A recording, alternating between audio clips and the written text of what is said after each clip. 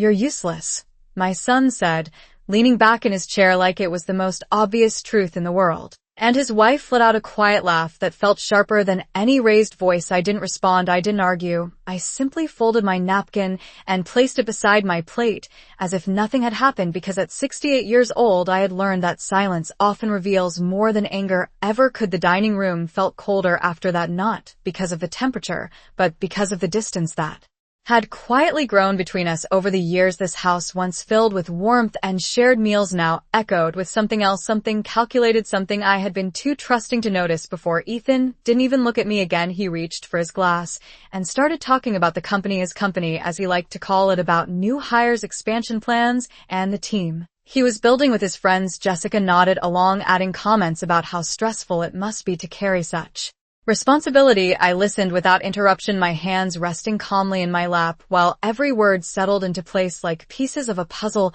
I hadn't realized I was solving. They spoke as if I were invisible, as if I were nothing more than a guest overstaying her welcome in a life I had built long before they ever arrived. And still I said nothing, because there was no need to correct them, not yet. I stood up quietly, excused myself, and walked toward the hallway, each step steady, measured, controlled. I could feel their eyes on my back for a brief moment, but neither of them called out to me. Neither of them cared enough to wonder why I hadn't defended myself, and that told me everything I needed to know. In my room, I closed the door gently and sat at the edge of the bed, the same bed where years ago my husband and I had made plans about the future, about security, about building something that would outlast us both. I glanced at the framed photograph on the nightstand, his smile frozen in time. Reassuring, steady. He had always trusted me to handle things when the time came, and now it had. I reached for my phone, not with urgency, but with certainty, scrolling through contacts until I found the number I hadn't needed to use in years. My reflection stared back at me from the dark screen before it lit up. A woman they believed had nothing, a woman they had already dismissed and underestimated. I allowed myself a small smile, not out of bitterness, but out of clarity, because tomorrow morning I would walk into a place they thought belonged to them, and for the first time they would understand exactly who I was. I did not sleep that night. The house was quiet in a way that no longer felt peaceful, but hollow, like something important had already left long before anyone noticed. I could hear the faint hum of the refrigerator down the hall, the ticking of the clock in the kitchen, every sound sharper than usual, as if the silence itself was trying to tell me something. I lay there staring at the ceiling, replaying every word from dinner, not the insult itself, but the ease with which it was said, the certainty in his voice, as if I had already been reduced to nothing in his mind somewhere.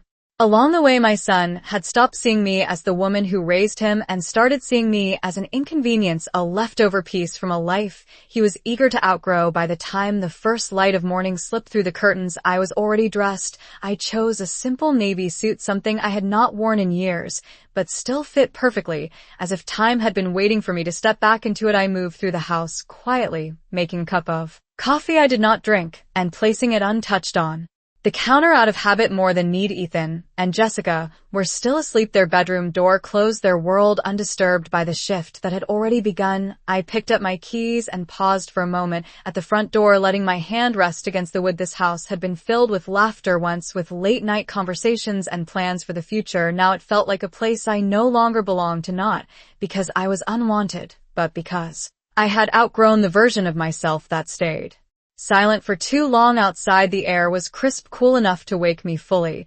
As I stepped onto the driveway, my car sat exactly where I had left it, reliable, unchanged, unlike everything else. I started the engine and drove through streets that were just beginning to come alive, passing familiar landmarks that held pieces of my past, a grocery store where I used to shop for family dinners, a park where Ethan played as a child, each memory steady grounding, reminding me of who I had been and who I still was. The closer I got to downtown, the more the city shifted. Tall buildings rising into view, glass reflecting the early morning light, until finally I turned onto a street I knew better than any other. The building stood there exactly as it always had, understated from the outside, but solid, dependable, the kind of place people trusted without asking too many questions. I parked across the street and sat for a moment, watching employees begin to arrive, some walking quickly with coffee in hand, others checking their phones before heading inside. None of them noticed me, and that was exactly how it had always been. I Had built it that way intentionally, quietly, without the need for recognition.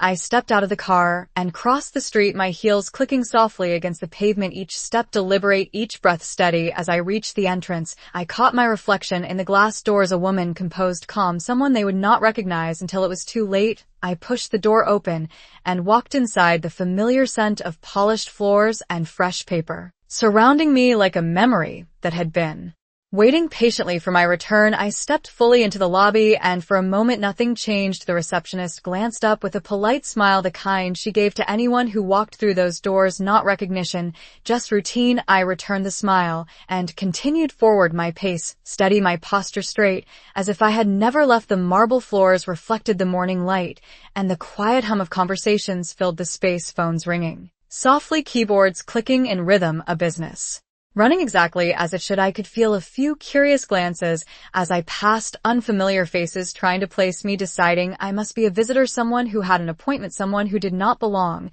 And that was the role I had allowed myself to play for years, unnoticed, unchallenged, underestimated. I walked past the front desk without signing in, something the receptionist hesitated to question, her voice catching slightly as she said, "Excuse me, ma'am," but I did not stop. I simply looked at her for a brief second, not unkindly, just long enough for something in my expression to make her step back and nod, as if she suddenly remembered something she had forgotten a long time ago. The elevator doors opened with a soft chime, and I stepped inside alone, pressing the button for the top floor. The ride up was quiet, the kind of quiet that sharpens your thoughts, each passing number lighting up slowly, as if giving me time to reconsider, to turn back, to return to the version of my life where I stayed silent. But that version no longer existed. When the doors opened again, the atmosphere shifted immediately. The upper floor was different, calmer, more controlled, fewer people, but more authority. Every office door closed, every conversation quieter, more deliberate. This was where decisions were made, where consequences were signed into existence. I stepped out and moved down the hallway, my heels echoing softly against the polished floor, until I reached the glass walls of the main conference room. Inside, I could already see them. Ethan sitting at the head of the table, leaning back in his chair with the same confidence he had shown the night before. His friends scattered around him, laptops open, papers spread out, their laughter easy, relaxed, as if they owned the place. Jessica stood near the window, her arms crossed, watching the room like she had earned her position there, as if she had built something instead of stepping into it. I paused just outside the door, taking in the scene, not with anger, but with clarity. This was the world they believed belonged to them, a world they had never questioned, never examined, never truly understood. I placed my hand on the handle and pushed the door open. The conversation inside slowed, then stopped completely. Chairs shifted, eyes turned. Confusion first, then recognition beginning to form in pieces. Ethan frowned slightly, his expression caught between annoyance and disbelief, as if he could not decide whether I was out of place or he was. I did not speak immediately. I simply walked in and took a seat at the far end of the table, setting my bag down gently in front of me. The room remained silent, waiting, uncertain, and for the first time since the night before I saw it clearly, the moment where their confidence began to crack, not because of what I had said, but because of what I had not said. Yet no one spoke at first. The silence stretched across the table, thick and uncomfortable, until Ethan finally let out a short laugh, as if trying to pull the room back under his control. "Mom, what are you doing here?" His tone carried that same edge from the night before, a mix of irritation and dismissal, like I had walked into a place I did not belong. I looked at him calmly, my hands resting on the table. I could see the slight tension in his jaw, the way his friends glanced between us, unsure whether to stay relaxed or prepare for something they did not understand. I did not answer his question right away. Instead, I reached into my bag and placed a thin folder on the table, sliding it gently toward the center. The sound of paper against wood was quiet, but it carried through the room like a signal. Ethan frowned deeper, now leaning forward just slightly. "What is this?" he asked, but his voice had lost some of its confidence. Jessica stepped closer, her eyes narrowing as she tried to read the situation before it fully unfolded. I opened the folder slowly, not to create suspense, but because there was no need to rush. Truth does not need urgency, it simply needs to be seen. I turned the first page toward them, a clean document, formal, precise, the kind That does not invite interpretation, only acceptance. Ethan glanced down at it, then back at me, confusion flashing across his face for a moment before he looked again more carefully. This time the room shifted again. His friends leaned in, trying to catch a glimpse their earlier ease, dissolving into quiet uncertainty. Jessica moved closer to his side, her posture tightening, as if she could physically steady whatever was beginning to slip. I watched them. Without emotion, without satisfaction, just clarity. As recognition began to settle in piece by piece, the document was not complicated. It did not need to be. It stated ownership in clear, unambiguous terms. It outlined authority in a way that left no room for assumptions or convenient misunderstandings. Ethan sat back slowly, his expression changing, not dramatically, but enough. The certainty gone, replaced by something quieter, something heavier. He opened his mouth as if to speak, then stopped, the words not forming the way he expected. Jessica reached for the paper, her fingers moving quickly, scanning lines, searching for something, anything that would contradict what she was seeing. But there was nothing to find, because there was nothing hidden anymore. I finally spoke, my voice steady, even measured, not raised, not sharp, just present. I thought it was time we clarified a few things, I said, and for the first time that morning no one interrupted me, no one laughed, no one dismissed what I was saying, because they could feel it now, the shift that could not be undone, not by argument, not by denial, not by pretending I was still the woman they had decided I was the night before. The silence did not break all at once. It unraveled slowly, like something fragile losing its tension. Ethan looked at the document again, then at me, his eyes searching for a version of this moment that made sense, but there was none, not the one he had built in his mind. Jessica straightened her posture, her voice finally cutting through the quiet. This has to be some kind of misunderstanding, she said quickly, too quickly, her words rushing ahead of her confidence. I met her gaze without resistance. There is no misunderstanding, I replied calmly. The company was always mine. I allowed Ethan to run it. I allowed all of you to believe what you wanted to believe because I thought trust would be enough. Ethan shook his head slightly as if trying to clear it. That is not possible, he said, but even he did not sound convinced. His voice lacked the certainty he carried so easily the night before. I leaned back in my chair, not out of dominance, but out of ease, because the truth requires no effort to maintain. You never asked, I said simply. You never once asked how everything was built, how it was sustained. You accepted the position, the title, the authority, without questioning where it came from. One of his friends shifted uncomfortably, glancing toward the door, as if considering an exit, but no one moved, no one dared to interrupt what was unfolding. Jessica crossed her arms tighter, her composure slipping just enough to reveal the calculation behind it. So what are you saying? She asked, her tone sharpening, now trying to regain control of the narrative. I let a small pause settle, not to create drama, but because timing matters. I am saying that everything you have been managing, every decision you believed was yours, every salary, every contract, every expansion plan has always required my approval, I said, my voice even, steady, unwavering. Ethan looked down again, his hands now resting flat against the table. The shift in him was subtle but undeniable, the weight of realization pressing in from all sides. I watched him, not with anger, but with something closer to disappointment, not because he had taken advantage, but because he had never thought to understand the foundation he stood on. You built this, he asked quietly, the question almost reluctant, as if speaking it made it more real. I held his gaze for a moment before answering, yes, I built it long before you ever stepped into that office, long before any of you were part of it. The room felt smaller, now not physically, but in the way truth compresses everything unnecessary, leaving only what matters. Jessica exhaled sharply, her confidence now fractured. Then why step back? She demanded. Why let him think it was as I did not look away? Because I believed he would grow into it, I said, because I thought responsibility would teach him respect, but respect cannot grow where there is no awareness. And for the first time no one argued, no one laughed, no one dismissed what I had said, because they understood now not just the words but the consequences that were beginning to take shape around them. No one moved for several seconds, the kind of stillness that does not come from calm but from understanding that something irreversible has already begun. Ethan finally leaned forward again, his voice lower, now stripped of the confidence he had carried so easily the night before. So what does that mean? He asked, and for the first time it was not a challenge, it was a question. I looked around the table, letting my gaze pass over each of them one by one, not to intimidate, but to acknowledge that this was no longer just about him, it was about Everything that had been allowed to happen under my name, it means I have been reviewing everything I said. My tone even measured the same way I had spoken when I first built this company, when every decision mattered because every decision had consequences. Jessica shifted beside him, her arms no longer crossed, but tense at her sides, reviewing what she asked, her voice careful now, as if choosing each word more deliberately than before. I reached into my folder again and pulled out another set of documents, placing them on the table in front of me. I have been reviewing hiring records, financial decisions, internal approvals, I said slowly, each phrase landing with quiet precision. Patterns become very clear when you take the time to look. Ethan glanced at the papers,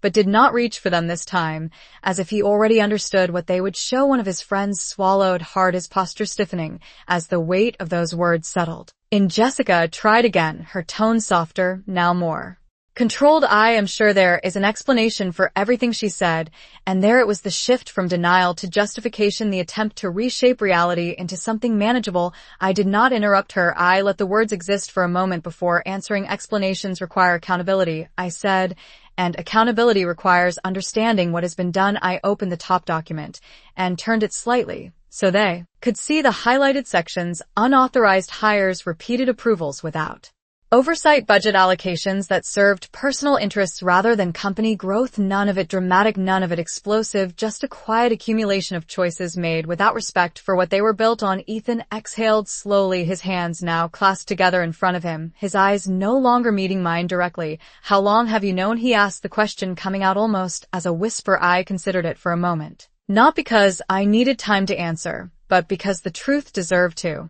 be said clearly. Long enough, I replied, long enough to understand that this was not a mistake, it was a pattern. The room felt heavier now, not because of what I had said, but because of what they were beginning to realize on their own. Jessica looked at Ethan, then back at me, her expression tightening again, as if she was trying to calculate a way forward. So what happens now? She asked, and this time there was no edge in her voice, no attempt to control, only uncertainty. I closed the folder gently, the sound soft but final. What happens next, I said, is not about punishment, it is about correction, and correction requires change. The room remained still, but the silence had changed. It was no longer uncertain now, it was expectant, as if everyone understood that whatever came next would define everything that followed. I looked at Ethan, then at the others, letting the moment settle fully before I spoke again. Effective immediately, I said, your roles within this company are under review. The words were simple, but their meaning carried weight. Ethan's head lifted quickly, his eyes meeting mine with a flicker of resistance returning. You cannot just walk in here and say that, he said, but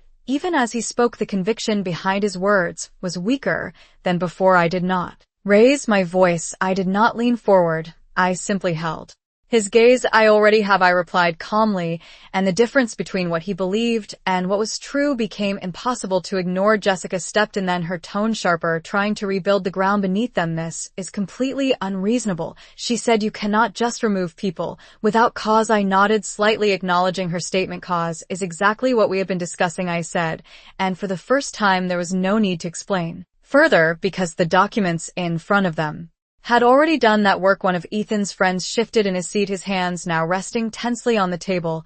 Are we being fired? He asked, the question direct, cutting through everything else. I turned my attention to him briefly, not unkindly, but with clarity. Decisions like this are not about individuals, I said, they are about the integrity of the company, and right now that integrity has been compromised. Ethan stood up suddenly, his chair moving back with a sharp sound against the floor. This is ridiculous, he said, his voice rising slightly. Now this company needs us. You cannot just replace an entire team overnight. I remained seated, my posture unchanged. Stability is not built on convenience, I said, it is built on accountability, and accountability has been absent here for some time. Jessica looked between us, her expression tightening again as she searched for a way to regain control. So what happens to us? She asked. This time there was no challenge in her voice, only urgency. I closed the folder in front of me, my hands resting on it, as I answered, your access to company systems will be suspended by the end of the day.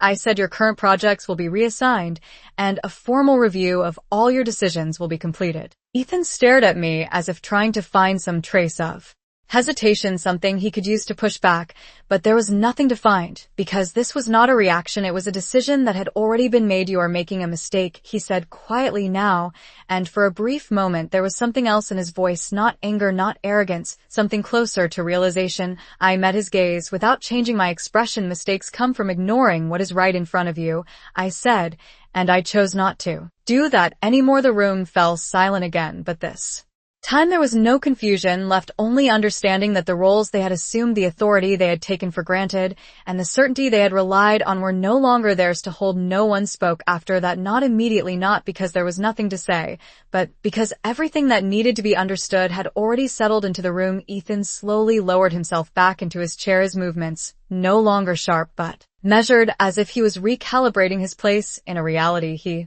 had not prepared for. Jessica remained standing for a moment longer, her posture tense before she finally stepped back from the table, her eyes scanning the room as if searching for support, but finding none. The others avoided her gaze, their attention shifting inward, each of them processing what this meant for them individually rather than as a group. I watched quietly, not with satisfaction, not with regret, but with clarity. This was not a moment of victory, it was a moment of consequence, and consequences do not require celebration, they require acceptance. One of the men at the table closed his laptop slowly, the soft click echoing more loudly than it should have in the silence. Another gathered his papers without looking up, as if by organizing something small he could delay confronting something much larger. Ethan finally spoke again, his voice lower now, controlled but no longer certain. So that is it, he asked. We are just done. I tilted my head slightly, considering his words, not to challenge them, but to correct them. You are not done, I said. You are being given the opportunity to understand what responsibility actually means. The difference is important. He looked at me, then really looked, this time not as someone he